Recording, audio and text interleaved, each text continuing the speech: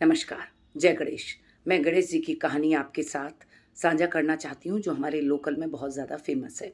तो मैं बताना चाहूँगी एक सास बहू की कहानी। एक सास बहू थे, मिल जुलकर अच्छा जीवन यापन करते थे। बहू बहुत थोड़ी सीधी-सादी सी थी और सास थोड़ी एक्टिव तेज़-तर्रार थी। पर सास गणेश जी की बहुत ज़्यादा भक्त थी। एक बार पूरे पास-पड़ोस के लोग, मोहल्ले के लोग गंगा स्नान को जा रहे थे, हरिद्वार। तो सास ने सोचा मैं इनके साथ चली जाती हूँ। वो सास डेली गणेश जी की पूजन करती थी, स्नान, ध्यान, कपड़े बदलना, पूजा-पाठ एंड भोजन उनका पूरा रोज़ उनको भोग लगाना ये उसकी व्यवस्था थी।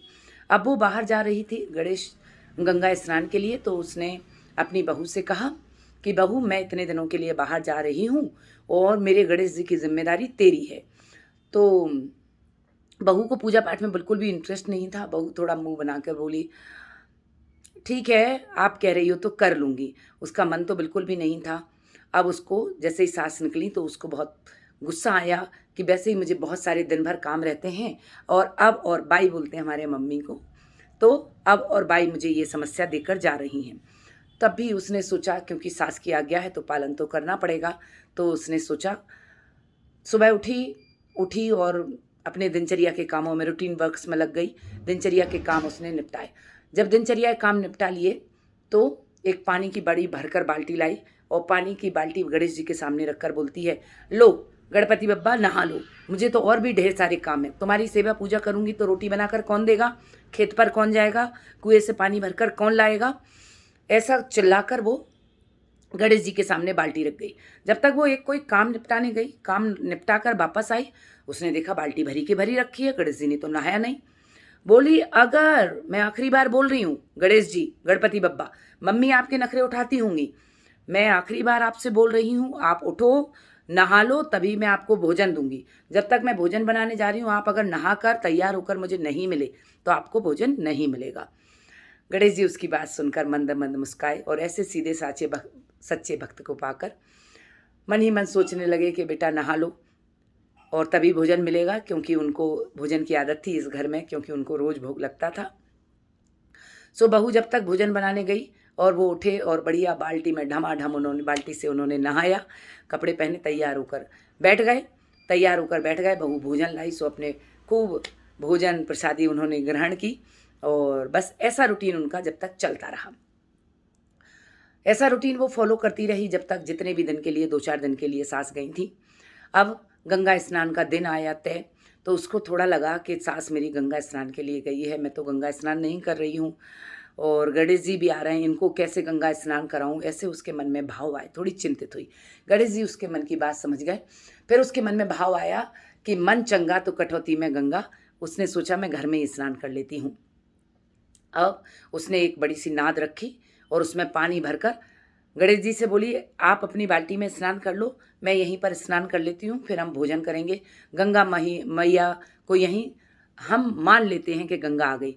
तो जैसे ही वो स्नान करने लगी और आँखें बंद कर कर बोलती है, जय हो गंगा मैया की, और भरकर बाल्टी अपने ऊपर ढालती है, तभी उसके ऊपर गंगा मैया की ऐसी कृपा होती है गणेश जी भगवान की कृपा से कि गंगा की धार स्वयं साक्षात उसकी बाल्टी में, उसके घर में प्रकट होती हैं और वो उस एक क्षण में साक्षात गंगा से स्नान कर लेती है।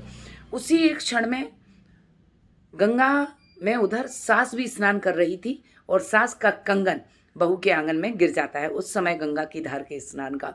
तो वो कंगन उठाकर बहू अलमारी में रख देती है और बस अपने रूटीन वर्क में लग जाती हैं। जब अब सास के लौटने का दिन आ गया, क्योंकि गंगा स्नान के लिए सासू माँ गई थी। अब लौटकर जब सास आती हैं तो वो कहती हैं, क्यों तूने मेरे गणेश जी को नहलाया धुलाया स्नान किया? बोली, इतने मोटे हट्टे कट्टे गणेश जी को खुद से नहलाने की क्या ज़रूरत है? वो तो खुद ही रोज़ नहा लेते थे, खुद ही तैयार हो जाते थे, भोजन कर लेते थे।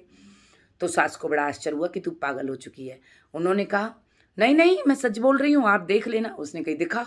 तो सास चुप गई और उसने वही रूटीन सुबह भगवान जी के सामने बाल्टी रख दी और बोली, गणेश जी नहा लो आप, मैं तो आपको नहलाने वाली नहीं हूँ।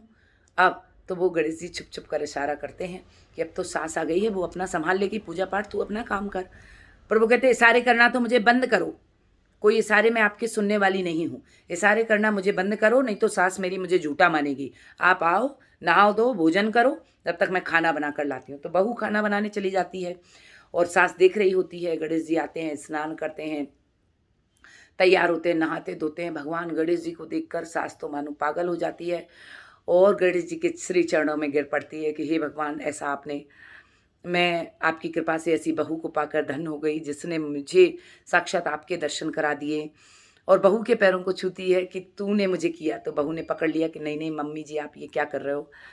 बहू को पैरों को पकड़ लेती है। फिर सास बहू का ऐसा प्रेम देखकर गणेश जी भगवान कहते हैं कि मुँह मांगो, क्या चाहती हो।